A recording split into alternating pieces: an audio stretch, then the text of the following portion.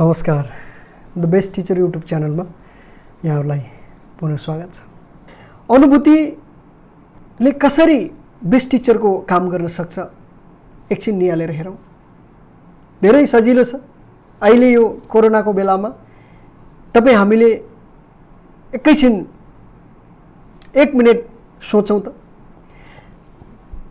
10 महिना अगाडि तपाईँ मास्क लगाएर ब्याङ्कमा जाँदाखेरि तपाईलाई नो एन्ट्री थियो भने आज तपाईँ मास्क नलगाइकन ब्याङ्कमा जानुस् त आज नो एन्ट्री हुन्छ। 10 महिना अगाडिको मास्क र आजको मास्क त एउटै हो नि, तर समय अनुसार यसको प्रयोग, यसको आवश्यकताले कस्तो अनुभूति हुन्छ हामीलाई, योबाट हामीले के सिक्न सक्छौँ एकछिन गहन भएर सोच्नुस् त। कोरोनाको कारणले आज हामीलाई कस्तो अनुभूति भइरहेको छ। 3.25 करोड मान्छे विश्वभरबाट बेरोजगार भएका छन्, रोजगारी गुमेको छ। नेपालमा मात्रै झन्डै 2000 भन्दा बढी मान्छेले आत्महत्या गरेका छन्। कतिले प्रत्यक्ष भोगेर एक्सपिरियन्स गरेर अनुभूति गर्नुभएको होला, कसैले देखेर पनि रियलाइज गर्न सक्नुहुन्छ, रियलाइज गर्नुभएको होला। कस्तो लाग्छ यो समय जो कसैलाई भेट्नु छैन, आफन्त पनि एकदमै टाढाको जस्तो भयो। कस्तो लाग्छ तपाईँ हामी बाहिर बसेको मान्छे अहिले नेपाल गयौँ भने, आफ्नो घर गयौँ भने हामीलाई कर्के नजरले हेर्छ समाजले। कस्तो अनुभूति हुन्छ, कस्तो अनुभूति भइरहेको होला। तर यो अनुभूतिभित्र, यो पीडाहरूभित्र, यो दुःखहरूभित्र ठुलो मेसेज छ, ठुलो सिकाइ छ, ठुलो टिचर लुकेको छ, ठुलो भोगाई शिक्षण लुकेको छ। यसबाट हामीले सिक्न सक्यौँ भने जीवन परिवर्तन हुन्छ। धेरै मान्छेले यो बीचमा यो भोगाईको कारणले परिवर्तन भएका छन्। धेरै मान्छेले फड्को मारेका छन्। हिजोसम्म टाइम इज मनी भनिन्थ्यो हामीले, त्यो होइन रहेछ। मनी इज टाइम रहेछ। तपाईसँग पैसा भएको भए तपाईँ यो 6-8 महिनाको कोरोनाको सङ्क्रमण, लकडाउन र यो सारा अर्थतन्त्रको डामाडोलको बिचमा तपाईँको जीवन जस्ताको त्यस्तै चल्थ्यो। तपाईसँग पैसा भएको भए, पैसा हुने मान्छेहरूको लागि कोरोना, लकडाउन, यो विपत्ति, यो महाव्याधिले खासै फरक पारेन। तर पैसा नहुनेहरूको लागि यो लामो समय पट्याट लाग्दो भयो, दुःख लाग्दो भयो। पीडित सङ्घ खोलेर सदस्यता लिने खालको अनुभूति भयो। निम्न वर्गका त कुरा छोडौँ, सडकमा तातो भात माग्दै हिँड्नेहरू, तातो भात बाँड्दै हिँड्नेहरू, त्यो बाँडेको भात खानको लागि गएर बस्नेहरूको पीडा अनुभूति गरौँ त एकचोटि। मध्यमवर्गीय भन्ने मानिसहरू समेत आज सिकिस्त भइसकेका छन्। छैन केही पनि छैन। त्यसकारणले यो कोरोनाको अनुभूतिले, यो महाव्याधिको कारणले एउटा कुरा चाहिँ के सिकायो भने money is time, not time is money. पैसा समय हो, तपाईँले खरिद्न सक्नुहुन्छ, तर समय छ भन्दैमा पैसा आउँछ भन्ने ग्यारेन्टी रहेनछ। त्यसकारणले focus on how to make money. पैसा कमाउनु पर्ने रहेछ, पैसा जोगाउनु पर्ने रहेछ। चाहे जस्तोसुकै महाव्याधि आओस्, रेगुलर इन्कम हुनुपर्ने रहेछ। सकारात्मक नगद प्रवाह मुख्य चिज रहेछ भन्ने कुराको अनुभूति अब गर्नु के बाँकी छ र। त्यसकारणले अनुभूति बेस्ट टिचर हो, त्यसलाई गहन रूपले भेट्न खोज्न सक्यो भने त्यस्तै अर्को बेस्ट टिचर व्यक्ति हो। व्यक्तिको विषयमा धेरै यहाँहरूले पनि अन्दाज गर्न सक्नुहुन्छ, अन्दाजा लगाउन सक्नुहुन्छ। हाम्रा कति रोल मोडलहरू छन् आदि भौतिक, आदि दैविक, आध्यात्मिक जीवनमा विभिन्न रोल मोडलहरू हाम्रा हुन सक्छन्। भौतिक उन्नतिको लागि कसैले मार्गदर्शन गरेका छन् होला, कसैले आध्यात्मिक प्रगतिको लागि मार्गदर्शन गरेका छन् होला। त विभिन्न आयाममा विभिन्न व्यक्तिहरू मार्गदर्शक हुन सक्नुहुन्छ। तर यहाँहरूले आम मानिसले सोचे जस्तो स्कुलमा पढाउने, कलेजमा पढाउने, युनिभर्सिटीमा पढाउने टिचरहरू बेस्ट टिचर होइनन्, हुन सक्दैनन्। उनीहरूले थ्योरी घोकाउँछन्, थ्योरी पढाउँछन्, व्यावहारिक रूपमा धेरै कम मान्छेले मात्रै ज्ञान दिन सक्छन्। आफैलाई थाहा छैन। अस्ति भने नि मैले योभन्दा पहिलो भिडियोमा, हेर्नुभयो, अकाउन्ट्स पढाउने टिचरलाई अकाउन्ट्सको थाहै छैन, बिजनेस पढाउने टिचरलाई बिजनेस के हो थाहै छैन। कसरी हुन्छ? त्यसकारणले सबै व्यक्ति हुन सक्दैनन्, केही रोल मोडलहरू हुन सक्छन्। विभिन्न समयमा विभिन्न आयामबाट हामीले विभिन्न व्यक्तिहरूबाट हामीले सिक्न सक्छौँ। त्यस्तै मेरो पर्सनल, मेरो आफ्नो जिन्दगीमा मेरो आदर्श व्यक्ति मेरो पिताजी हुनुहुन्छ। मेरो पिताजीलाई मैले आफूले जान्ने भएको लगभग 5-6 वर्षको उमेरदेखि निहालिरहेको थिएँ कि मेरो पिताजीले कसरी कर्म गर्दै गर्नुभएको छ, कसरी उहाँले उहाँको दिनचर्या छ, त्यो सबै मैले सानोबाट निहाल्थेँ। एउटा सरकारी स्कुलको टिचर पेन्सन आउने जागिरलाई छोडेर उहाँ एउटा व्यवसाय सुरु गर्नुभयो, उद्यमशीलतामा लाग्नुभयो र त्यो समयमा आजभन्दा करिब 25-28 वर्ष अगाडि पनि जुन किसिमको उहाँको एउटा दैनिकी थियो त्यसबाट म अत्यन्तै प्रभावित थिएँ। म सोच्दथेँ कि म पनि जीवनमा उद्यमी बन्नेछु, उद्यमशीलतालाई आफ्नो बनाउनेछु र केही गर्नेछु भन्ने मैले त्यो बेलादेखिको एउटा चाहिँ सूक्ष्म प्रण जस्तो मैले गरेको कारणले मैले आजको मितिसम्म त्यो कुराहरू बिर्सिन सकेको छैन। मेरो घरमा मैले देख्दाखेरि बिहान लगभग 8 बजे अगाडि जहिले पनि 20-25 जना मान्छेहरूको भेला हुन्थ्यो।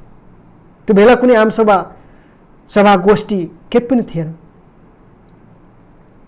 विभिन्न जरुरतहरू पुरा गर्नको लागि मेरो घरमा त्यत्रा मान्छेहरू आउनुहुन्थ्यो। म हेर्थेँ, कसैलाई सुझाव चाहियो, सल्लाह चाहियो, कसैलाई नगद चाहियो, ऋण चाहियो, कसैलाई रोजगारी चाहियो, कसैलाई कुनै अरू सहयोग चाहियो। हरेक दिन त्यस्ता खालका मान्छेहरूलाई सम्बोधन गर्ने, सबैलाई एउटा चाहिँ दिन सक्ने हैसियत बनाउनु भएका मेरा पिताजी त्यो बेलामा म एकदमै गर्व गर्थेँ। आज पनि म गर्व गर्छु। र मैले वास्तवमा मैले सिकेको मेरो उद्यमशीलताको, मेरो व्यवसायको र म आज जे छु त्यसको श्रेय भनेको मेरो पिताजीलाई जान्छ। आम मानिसले आफ्नै छोराछोरी, दाजुभाइ, इष्टमित्र, छिमेकी अथवा कोहीसँग पनि हामी सिक्न सक्छौँ। त्यो आदर्श पुरुषको दिनचर्या, जीवनशैली, विचारबाट हामीले सिक्न सक्छौँ। एउटा रमाइलो प्रसङ्ग छ। एकजना भिखारीबाट सयौं मान्छेले सिकेको। पशुपति परिसरमा एउटा सत्संग आयोजना भएको थियो। हरेक दिन भक्तजनहरू पशुपति परिसरमा जाने, त्यहाँ चाहिँ सत्संगमा सहभागी हुने आउने। एक दिन महाराजले सबै सहभागीहरूलाई भन्नुभयो, अबको 1 महिना तपाईहरू हरेक दिन यहाँ आउँदाखेरि, सत्संगमा आउँदाखेरि एउटा मान्छेलाई सहयोग गरेर आउनुहोस् भनेर उहाँले एउटा होमवर्क दिनुभयो, एउटा गृह कार्य दिनुभयो। सबैजना गए र सबैले सोचे म भोलि सत्संगमा जानु छ, कसलाई सहयोग गरेर जाने। एकजना ठुला व्यापारी थिए, धनी मान्छे, उनीसँग समय पनि थिएन, कसलाई खोज्न जानु। उनले दिमाग लगाए, सत्संग पुग्ने बेलामा माग्ने मान्छेहरू बस्छन्, म एउटा भिखारीलाई दान दिन्छु र जान्छु भन्ने सोचे। उनी आए। हरेक दिन उनले भिखारीलाई त्यहाँ गाडी रोक्थे, झार्थे, भिखारीलाई माग्नेलाई दान दिन्थे, जान्थे, सत्संग सुन्थे, आउँथे। एक दिन शनिबारको दिन उनी हतार हतार त्यहाँ आए, तर भिखारी त्यहाँ थिएन। उनलाई सत्संगको समय सुरु भइसकेको थियो। उनी हतार हतार भएको कारणले भिखारीलाई यताउता हेरे देखेनन्, गए। भोलिपल्ट आइतबार पुनः त्यसरी नै सत्संगको लागि आउँदै थिए, त्यहाँ गाडी रोके, भिखारीलाई भेटे। उनले सोधे, अरे तिमी हिजो कहाँ गएको? म त तिमीलाई यहाँ धेरै खोजेँ, हिजो देखिनँ। हिजोको समेत तिमीलाई मैले दान दिनु बाँकी छ, ल यो पैसा राख भनेर उनले दान दिए। भिखारीले, साहब म त हिजो आएकै थिइनँ, त्यस कारणले मलाई हजुरले भेट्नु भएन। आउँदै नआएको मान्छेलाई कसरी भेट्ने हजुरले भने। व्यापारीले सोधे, किन आएनौ हिजो? भिखारीले भन्यो, सर म त शनिबार छुट्टी लिन्छु, मेरो पनि घर परिवार छ, मेरा पनि बुढा बाउआमा हुनुहुन्छ, साना साना छोरा छोरी छन्, श्रीमती छिन्। म 6 दिनसम्म माग्छु, भिख माग्छु, जति मलाई आउँछ त्यसले म खुसी छु। एक दिन मैले सार्वजनिक बिदाको दिन म काम गर्दिनँ, त्यस कारणले म हिजो आइन। दङ्ग परे, व्यापारी दङ्ग परे।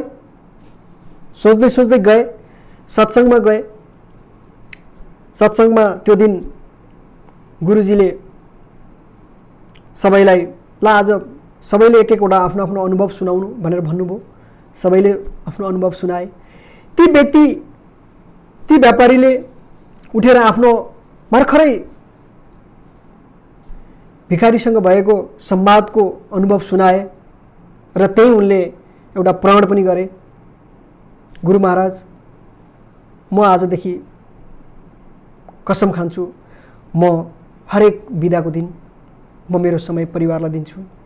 एउटा भिखारीको त त्यो आदर्श विचार हुन सक्छ भने म यति धनी भएर, म यति सम्पन्न भएर, मैले यति पैसा कमाएर पनि न मैले बुवा आमालाई सुखी देख्न सकेँ, न श्रीमती छोराछोरीलाई। म 7 दिन व्यस्त छु, 7 दिन म पैसा कमाउन, मिटिङ भेटघाट, विभिन्न महत्त्वाकांक्षाले म दौडिरहेको छु।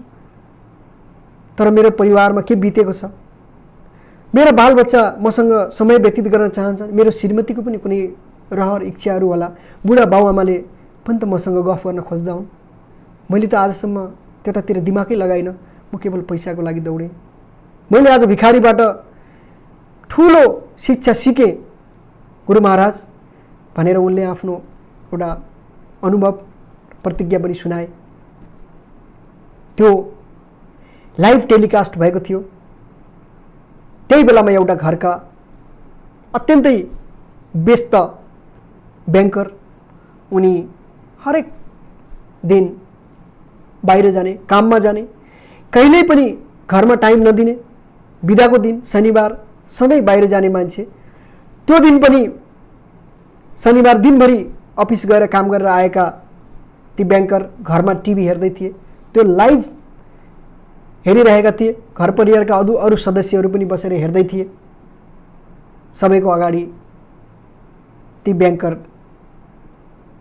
आँखाबाट आँसु झारे। त्यही क्षणमै उनले सबैसँग हात जोडेर माफी मागे। मलाई महसुस भयो मैले आजसम्म ठुलो गल्ती गरेको रहेछु। आजदेखि म बिदाको दिन कहीँ जाने छैन। बिदाको समय स्पेसली हप्ताको एक दिन म मेरो परिवारलाई समय दिनेछु, मलाई माफ गरिदेऊ भनेर ती ब्याङ्करले समग्र घरमा सबैको अगाडि माफ मागे।